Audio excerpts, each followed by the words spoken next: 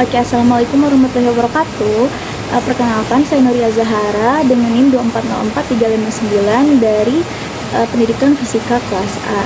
Di sini saya akan mempresentasikan hasil LKPD pengembangan praktikum saya, yaitu LKPD untuk topik hukum Ohm. Pada pengembangan praktikum LKPD hukum Ohm ini dilakukan modifikasi dengan menambahkan jumlah variasi tegangan menggunakan potensiometer sebagai pengatur tegangan. Tegangan yang di LKPD sebelumnya itu hanya ada 2 buah variasi saja. Nah, di LKPD ini saya menambahkan variasi tegangan menjadi 5 dengan menggunakan potensiometer. Selain itu, pada LKPD pengembangan praktikum ini ditambahkan kegiatan pengolahan data berupa pembuatan grafik hubungan antara tegangan dan juga kuat arus. Melalui grafik, siswa dapat menentukan gradien yang mempresentasikan nilai hambatan, serta siswa dapat membuktikan secara eksperimen bahwa tegangan berbanding lurus dengan kuat arus sesuai dengan hukum Ohm. Oke, selanjutnya dalam LKPD-nya ini tuh ada beberapa kegiatan. Yang pertama itu LKPD-nya itu berisi tujuan praktikum. Nah, di tujuan praktikum itu ada 3, yaitu murid mampu menyelidiki hubungan antara tegangan dan juga kuat arus melalui praktikum percobaan hukum Ohm. Di kedua, murid mampu membuktikan kuat arus berbanding lurus dengan tegangan pada hambatan tetap. Dan yang ketiga, murid mampu menentukan nilai hambatan dari grafik V terhadap I. Nah, selanjutnya itu ada sedikit teori dasar mengenai hukum Ohm. Nah, jadi hukum Ohm itu dirumuskan oleh fisikawan Jerman, yaitu Georg Simon Ohm pada tahun 1827. Nah, hukum Ohm ini tuh menyatakan bahwa arus listrik yang mengalir melalui suatu konduktor itu biasanya berbanding lurus dengan tegangan yang diterapkan pada kedua ujung konduktor tersebut. Dengan kata lain, semakin besar tegangan yang diberikan pada konduktor, maka arus yang mengalir melalui konduktor juga akan semakin besar. Nah, selain itu, hukum Ohm juga mengemukakan bahwa arus listrik berbanding terbalik dengan hambatan konduktor. Hal ini berarti semakin tinggi hambatan konduktor, maka arus yang mengalir melalui konduktor tersebut akan semakin kecil, dan juga sebaliknya. Semakin besar arus yang mengalir, maka hambatan yang dihasilkan akan semakin kecil. Nah, konsep ini tuh dapat direpresentasikan dengan rumus matematis sederhana, yaitu V sama dengan I dikali dengan R, yang dimana V ini tuh tegangan, I ini tuh kuat arus, I ini tuh arus listrik, dan juga R ini tuh merepresentasikan hambatan. Oke, selanjutnya di LKPD ini tuh ada variabel. Nah, di sini siswa diminta untuk mengisi variabel bebas, variabel kontrol, dan juga variabel terikat, yang dimana nilai variabel bebasnya ini tuh merupakan tegangan, variabel kontrolnya ini tuh hambatannya, dan juga variabel terikatnya tuh nilai dari arus listriknya. Selanjutnya ada alat dan bahan. Nah, yang pertama ada catu daya, yang kedua ada resistor 100 ohm, yang ketiga ada ammeter untuk mengukur arus listrik, yang keempat itu ada voltmeter untuk mengukur tegangan.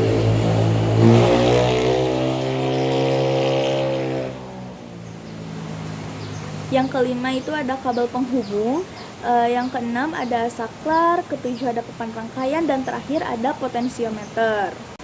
Oke, selanjutnya ada pembahasan mengenai langkah percobaan. Nah, yang pertama, siapkan alat dan bahan yang diperlukan. Kedua, buat rangkaian. Di LKPD ini tuh siswa diminta untuk mencari rangkaian sendiri dengan di internet dengan pengetahuan yang dimilikinya. Yang ketiga itu hubungkan catu daya ke sumber tegangan, pilih tegangan keluaran 6 volt DC. Yang keempat,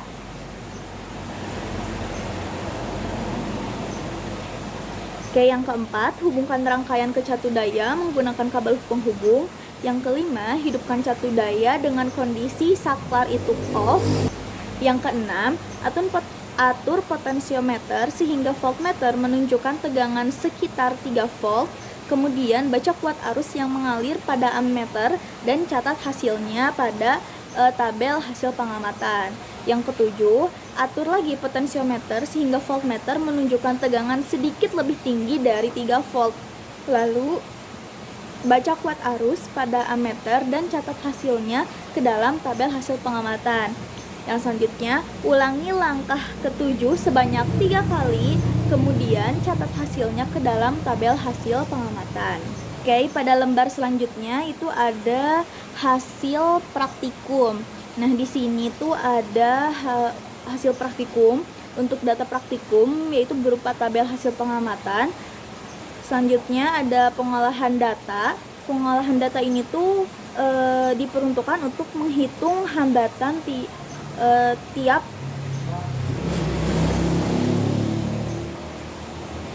pengolahan data ini tuh diperuntukkan untuk menghitung hambatan tiap datanya menggunakan rumus V sama dengan I dikali dengan R. Nah, dari hasil tabel data pengamatan tersebut, kemudian murid diminta untuk membuatkan grafik hubungan antara tegangan terhadap arus. Nah, di sini ini itu data percobaan, ini pengolahan data, dan juga ini tuh grafik yang dihasilkan. Nah, pada lembar selanjutnya itu ada pertanyaan analisis. Ada beberapa pertanyaan analisis yang harus dijawab oleh para siswa. Nah, pertanyaan yang pertama itu bagaimana perubahan arus ketika tegangan dinaikkan. Selanjutnya, pertanyaan kedua, bagaimana hubungan antara tegangan dan arus yang dihasilkan? Apakah berbanding lurus atau berbanding terbalik? Buktikan dengan data. Nah, pertanyaan 1 dengan 2 ini tuh sebetulnya hampir mirip, tetapi pertanyaan nomor 1 ini tuh hanya dijawab saja gitu tanpa menggunakan data. Nah, untuk nomor 2 ini tuh dijawab dengan menggunakan data yang dihasilkan oleh mereka, dijelaskan dengan data-datanya. Nah, untuk pertanyaan ketiga itu, apakah nilai hambatan dari grafik konstan? Nah, jelaskan. Nah, tadi kan di lembar sebelumnya itu di murid diminta untuk membuat sebuah grafik. Nah, di pertanyaan ketiga ini tuh dan juga pada lembar sebelumnya murid juga diminta untuk mengukur hambatan tiap data yang dihasilkan. Nah, pada pertanyaan ketiga ini tuh murid diminta untuk menjelaskan apakah nilai hambatannya ini tuh konstan atau bagaimana, kayak gitu. Nah, untuk pertanyaan keempat, mengapa potensiometer memudahkan dalam pengambilan data?